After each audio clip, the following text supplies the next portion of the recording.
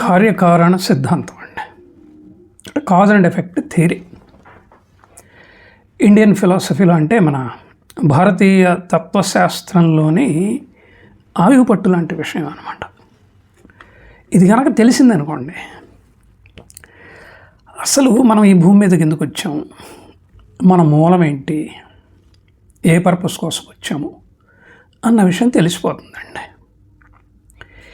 ఇది తెలుసుకోవటం కూడాను ఒక విధంగా భారతీయుల యొక్క విధి. నేను చాలా ధైర్యంగా చెప్తున్నాను విధి అని చెప్పేసి, తెలుసుకోవాలి కూడాను. దీని మీద కొంత పరిశోధన చేసి నేను ఈ వీడియో చేయాలని ధైర్యం చేస్తున్నానండి. ఎందుకంటే ఇది చాలా డ్రై సబ్జెక్టే, కానీ వీలైనంతగా ఇతరులకి అర్థమయ్యే పద్ధతిలో చెబుదామన్న ఒక ఉత్సుకత నాలో ప్రవేశించింది. అందువల్లే నేను ఈ ప్రయోగం చేస్తున్నాను అన్నమాట. ఇప్పుడు ఒక్కటండి, కారణం లేకుండా మన జీవితంలో ఏది జరగదు, కారణం లేకుండా అలాగే ఏ జీవి కూడాను ఉద్భవించదు కదా.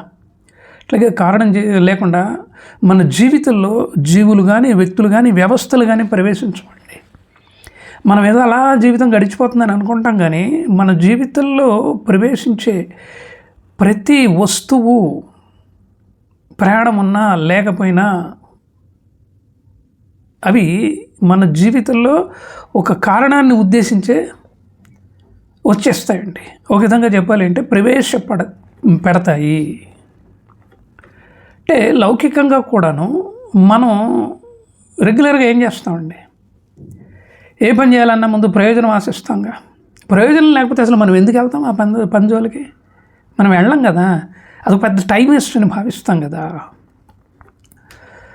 అయితే ఒక పనికి కానీ, ఓ పుట్టుకు కానీ కారణం అంటూ ఉంటుందండి, కారణం అంటూ ఉంటుంది. ఆ కారణమే కనుక లేకపోతే ఆ పని కానీ, ఆ పుట్టుకు కానీ జరగదు, ఉద్భవించదు కూడాను. నేను చాలా వీడియోల్లో కూడా చెప్పాను. అదేంటంటే, మనతో పని ఉంటేనే భగవంతుడు మనల్ని భూమి మీదకి పంపిస్తాడండి, అంతే. ఇంకా సింపుల్గా చెప్పడానికి ప్రయత్నిస్తాను. ఇప్పుడు నేను ఈ వీడియో చేస్తున్నాను కదా, ఎందుకు చేస్తున్నాను అని నాకు నేనే ప్రశ్న వేసుకుంటానుగా. దానికి కారణాలు కూడా చాలా ఉంటాయి కదా. ఒకటి, ఆత్మసంతృప్తి కోసం. అంటే అందరూ చూడాలని లేదు కదండి. ఏదన్నా ఒక వీడియో మొదలుపెట్టినప్పుడు ఒక 2 నిమిషాలు చూసిన తర్వాత ఇది మనకు సంబంధం లేదులే, ఇది తెలుసుకోవడానికి ఇంకా వయసు ఉంది అని అనుకొని కొంతమంది ఆపేయచ్చుగా. కాబట్టి బేసికల్గా నేను ఈ వీడియోని ఆత్మసంతృప్తి కోసం చేయొచ్చుగా, అలాగే సమాజంలో మంచిని పంచడం కోసం చేయొచ్చు కదా, వ్యక్తిత్వ నిర్మాణం కోసం చేయొచ్చు, సందేహ నివృత్తి కోసం చేయొచ్చు. ఆ మాటకు వస్తే జీవన తత్వాన్ని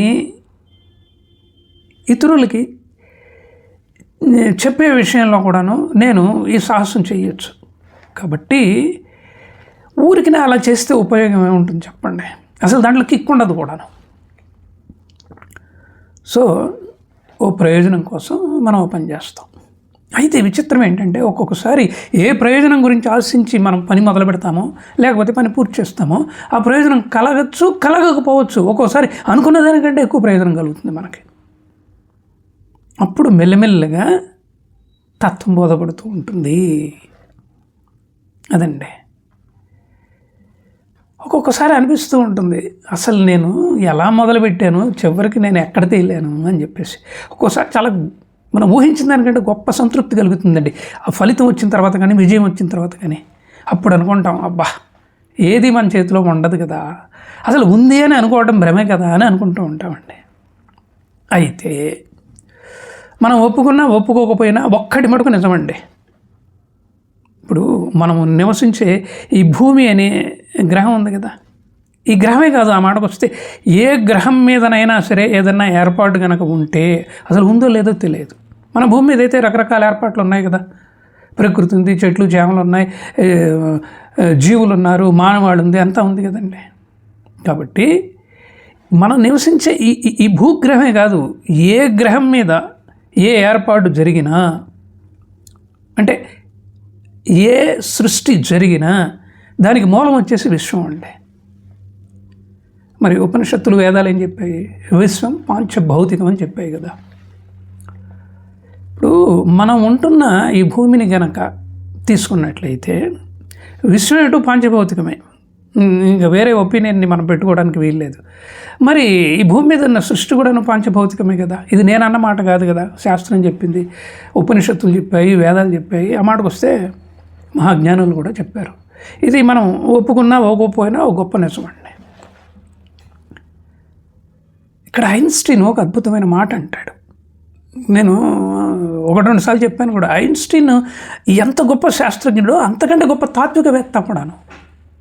రవీంద్రనాథ్ ఠాగూర్తో ఎన్నో గంటలు గలిపాడు తత్వశాస్త్రం మీద డిస్కషన్ చేస్తూ, విశ్లేషణ చేస్తూ అనమాట. ఆయన ఏమంటాడంటే ఒక చోట, ఈ విశ్వ నిర్మాణం కనుక యాదృచ్ఛికంగా జరిగినట్లయితే, అంటే యాదృచ్ఛికం అంటే ఆల్ ఆఫ్ ఎ సడన్ జరిగినట్లయితే, మనం కూడా ఈ భూమి మీదకి యాదృచ్ఛికంగా వచ్చినట్టే లెక్క కదా, అంటే ఏ పర్పస్ లేకుండా వచ్చినట్టే లెక్క కదా. కానీ ఈ విశ్వ నిర్మాణానికి ఒక అర్థం ఉంది. కాబట్టి పాంచభౌతికమైన విశ్వం నుంచి భౌతిక ధారులమై మనం ఈ భూమి మీదకి వచ్చినప్పుడు మన జీవితానికి కూడా ఒక పర్పస్ ఉందని చెప్తాడండి. ఎంత గొప్ప మాట అండి, ఎంత గొప్ప మాట.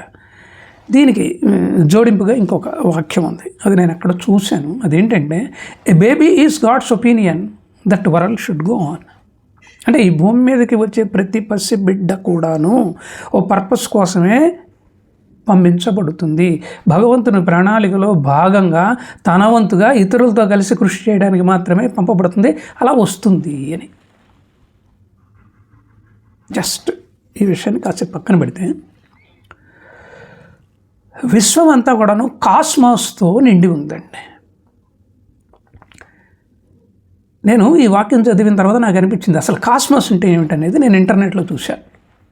సో ఇంటర్నెట్లో ఏముందంటే, కాస్మాస్ అంటే విశ్వము లేదా విశ్వం యొక్క సంక్లిష్టమైన క్రమబద్ధమైన వ్యవస్థ. అంటే ఒక విధంగా చెప్పాలి అంటే, అద్భుతమైన ఒక రెగ్యులేటరీ సిస్టమ్ అండి. కాంప్లికేటెడ్ సిస్టమ్ కూడాను అది. ఇప్పుడు విశ్వాన్ని కనుక ఒక్కసారి మనము పరిశీలించినట్లయితే ఎన్నో గ్రహాలు ఉన్నాయిగా, నక్షత్రాలు ఉన్నాయి కదా, పాలపంతలు ఉన్నాయి కదా, సూర్యమండలాలు కూడా ఉన్నాయి కదా. అందులో మన మండలం ఒకటి, అంటే సూర్యుడు, 9 గ్రహాలు, దానికి మళ్ళీ ఉపగ్రహాలు కదా, ఇవన్నీ ఉన్నాయి కదా మరి విశ్వంలో. అలాగే ఇంకొక ముఖ్యమైన విషయం ఏంటంటే, ఏ ప్రాపంచిక దృగ్విషయాన్ని తీసుకున్నా, అంటే భూమి మీద మనం మనుషులుగా ఏ ప్రాపంచిక దృగ్విషయాన్ని తీసుకున్నా అందులో తప్పకుండా కారణం అంటూ ఉంటుందండి, కాజ్ ఉంటుంది. ఇక్కడ దృగ్విషయము అంటే ఏమీ లేదండి, రియాలిటీ. మన కంటి ముందు ఒక వాస్తవం ఉందనుకోండి, లేకపోతే మనం ఒక వాస్తవాన్ని చూసామనుకోండి, అది మళ్ళీ మార్పు చెందేదాకా అది వాస్తవం అని మనం నమ్మాలిగా. కాబట్టి ఏ వాస్తవాన్ని తీసుకున్నా కూడాను దానికి మూలమైన కాజ్ ఒకటి ఉంటుందండి. మరి ఆ కాజ్ అనేది ఎప్పుడు మేనిఫెస్ట్ అవుతుంది అంటే, ఒక ఎఫెక్ట్ క్రియేట్ అయినప్పుడు. అంటే ఇక్కడ మనం ఏం చెప్పుకోవాలంటే, కారణం లేకుండా ఏ ఎఫెక్టు ఉండదు. ఇదే నిర్వివాదాంశము, అంటే beyond discussion and beyond argument. Simple ఉదాహరణ ఇస్తానండి. ఇప్పుడు శనక్కాయ ఉంది కదా, దాంట్లో పల్లి గింజ ఉంది కదా, అంటే శనగ గింజ ఉంది కదా, దాంట్లో నూనె ఉంది కానీ మనకు కనపడదు. కానీ దాన్ని ఒక ఎఫర్ట్ పెట్టి గట్టిగా ప్రెస్ చేసినప్పుడు దాంట్లో నూనె బయటకు వస్తుంది కదా. అలా ఆయిల్ ఏమవుతుందంటే మేనిఫెస్ట్ అవుతుంది. దీనికి కారణం ఏంటి? శనగ్గింజగా. ఎఫెక్ట్ ఏంటి? ఆయిల్ కదా. అంటే చిన్న ఉదాహరణ ఇచ్చే ప్రయత్నం నేను చేస్తున్నానండి. అంటే cause comes in to effect through manifestation. In other words, effect pre exist in the cause. కాజ్లో ఆల్రెడీ దాని ఎఫెక్ట్ ఉంటుంది. ఇక్కడ కాజ్ అండ్ ఎఫెక్ట్ గురించి మాట్లాడుకుంటున్నాం కాబట్టి ఇందాక చెప్పిన విషయాన్ని కొంచెం డీటెయిల్గా చెప్పే ప్రయత్నం చేస్తానండి. అదేంటంటే, కారణం ఉండొచ్చు కానీ దాని ఫలితం ఒక్కొక్కసారి రకరకాలుగా ఉంటుందంటే, కానీ దాని కారణభూతమైన వస్తువు ఒకటే. అంటే ఫలితం ఎప్పుడూ కూడాను మనకి వచ్చేదాకా తెలియదు. అది ఒక్కొక్కసారి మనం అనుకున్నట్టు జరుగుతుంది, ఒక్కొక్కసారి కొత్తగా కూడా మనకు కనపడుతూ ఉంటుంది అనమాట. ఇందాక నేను చెప్పినట్టుగా చిన్న ఉదాహరణ ఏంటంటే, ఇప్పుడు మట్టి ఉందండి. ఆ మట్టి నుంచి కొండ వస్తుంది, కొండ నుంచి ప్రమిదలు వస్తాయి. కొండేమో నీళ్లు నింపుకొని తాగడానికి, ప్రమిదలేమో ఇంత నూనె వేసి ఒత్తిపెట్టి దీపం వెలిగించుకోవడానికి. అట్లాగే పంటలు కూడా వస్తున్నాయిగా. అయితే ఇక్కడ మట్టి అనేది కారణము, అంటే కాజ్. దానివల్ల ఎఫెక్ట్ ఏంటి అంటే, ఒక ప్రయాస వల్ల వచ్చే ఎఫెక్ట్ ఏంటి? ఇప్పుడు మనం చెప్పుకున్నవే, కొండ, ప్రమిదలు, పంటలు, ఇవన్నీ కూడా. ఒక్కసారి మళ్ళీ విశ్వం దగ్గరికి వెళ్దామండి. అసలు విశ్వం లేకపోతే ఏమీ లేదు కదా, ఏమీ లేదు కదా. అసలు మనం ఎక్కడ ఉంటాము? కాబట్టి విశ్వం ఒక్కటే, అదే కారణము. అంటే విశ్వం ఈజ్ ఈక్వల్ టు కారణము. దాని నుంచి జీవులు, చెట్లు, చేమలు ఉద్భవిస్తూ ఉంటాయి. ఇవి కంటికి కనపడే ఒక ఎఫెక్ట్ రూపంలో మనకి కనబడుతూ ఉంటాయి అన్నమాట. అయితే ఇక్కడ ఇంకొక ముఖ్యమైన సూక్ష్మమైన కోణాన్ని మీకు చెప్పే ప్రయత్నం చేస్తానండి. అదేంటంటే, ఒక్కొక్కసారి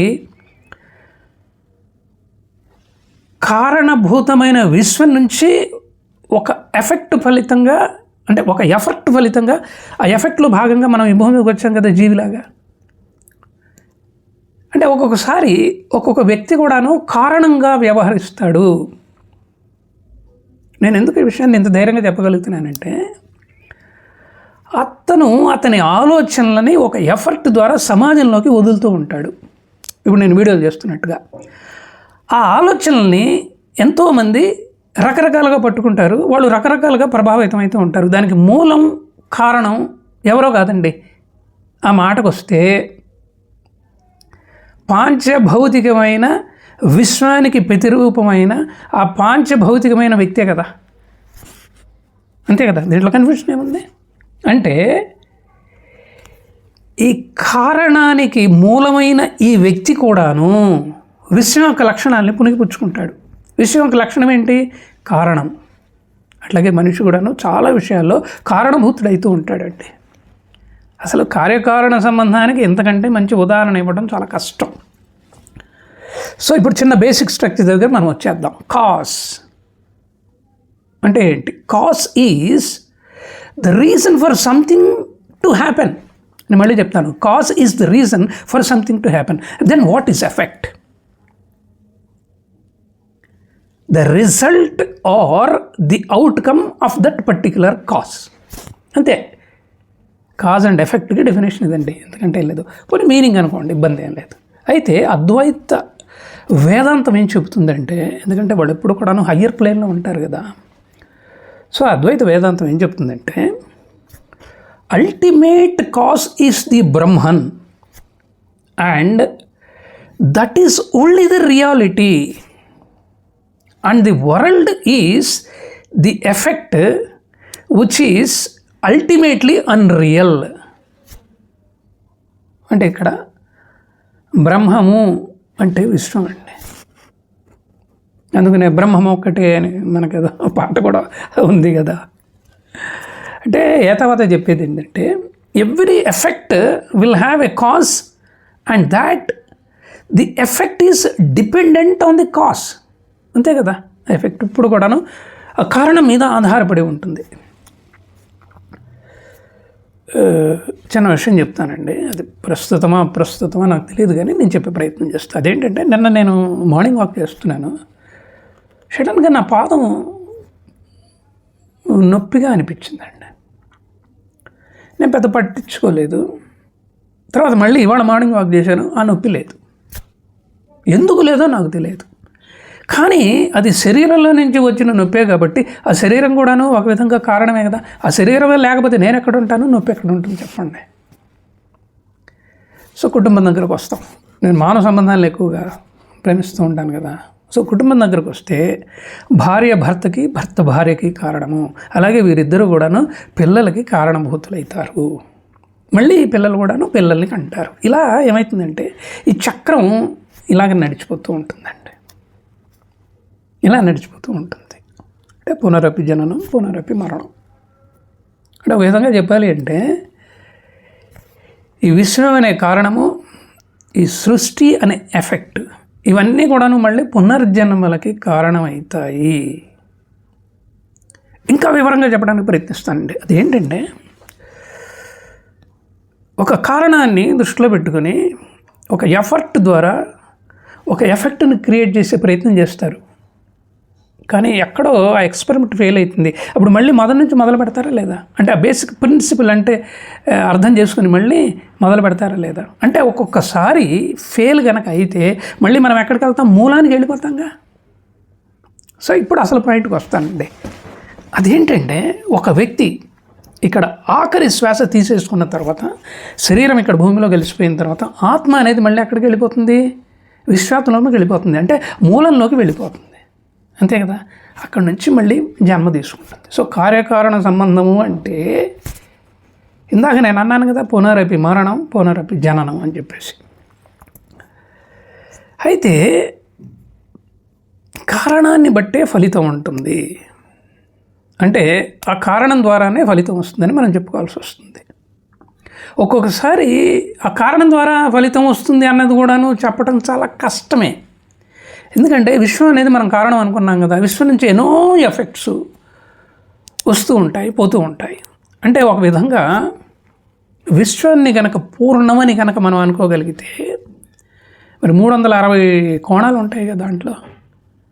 కాబట్టి ఆ విశ్వం నుంచి ఒక్కొక్కసారి ఏ కోణం నుంచి ఏ ఎఫర్ట్ ద్వారా ఏ ఎఫెక్ట్ ఏర్పడుతుంది అనేది మనం చెప్పలేము. వచ్చేదాకా మనకి తెలియదండి. ఇది చాలా ఇంట్రెస్టింగ్ సబ్జెక్ట్ అండి. ఏదో చెప్పాలనే ఒక సాహసాన్ని చేశాను. అది మీకు ఎంతవరకు అర్థమైందో నాకు తెలియదండి. కాబట్టి విశ్వానికి, ఈ భూమి మీద మన ఉనికికి, అట్లాగే మనం చేస్తున్న ప్రయత్నాలకి, ఆ మాటకు వస్తే ప్రపంచంలో ఆవిష్కరింపబడుతున్న ఎన్నో విషయాలకి మూలం వచ్చేసి కాజ్ అండ్ ఎఫెక్ట్ థియరీ అండి. కార్యకారణ సంబంధము. ఇప్పుడు నాకు 4600 మంది సబ్స్క్రైబర్స్ ఉన్నారు, నన్ను నమ్మారు కదా. అందరూ చూడాలని లేదు కదా, ఎప్పుడో ఒకసారి చూస్తారు కదా. కాబట్టి కిరణ్ గారు పనికి వస్తారు, ఏదైనా సరే అర్థమయ్యేటట్టు చెప్తారని మీరు నమ్మారు కాబట్టి మీరు ఇన్ని వీడియోలు చూస్తున్నారు. ఇక్కడ కూడాను మళ్ళీ కార్యకారణ సంబంధం ఉంది. ఎంతకంటే డీటెయిల్గా చెప్పడానికి వీలు లేదండి. కాబట్టి మీకు అర్థమయ్యేటట్టు చెప్పానని నేను అనుకొని ఈ వీడియోని ఇంతటితో నేను ముగిస్తున్నాను. ఇంతేనండి వీడియోల సంగతి. విన్నందుకు కృతజ్ఞతలు. వీడియో నచ్చితే నా ఛానల్ సబ్స్క్రైబ్ చేయండి, వీలైనంత ఎక్కువ మందికి షేర్ చేయండి. డౌట్స్ ఏమన్నా ఉంటే తప్పకుండా నాతో మాట్లాడండి. అప్పుడు నాకు కూడాను మీ డౌట్ని వ్యక్తపరిస్తే నాకు కూడా డౌట్ వచ్చిందనుకోండి, మళ్ళీ దాని మీద నేను ప్రయోగం చేసి పర్సనల్గా మీకు ఫోన్ చేసి చెప్తాను. నా ఫోన్ నెంబర్ 9491063089. అట్లాగే బెల్ ఐకాన్ ఉంటుంది నొక్కండి, లైక్ బటన్ ఉంటుంది కూడా, లైక్ బటన్ కూడా ఉంటుంది, హాయిగా నొక్కండి. సో ఇదండి వీడియోల సంగతి. విన్నందుకు కృతజ్ఞతలు. నమస్కారం.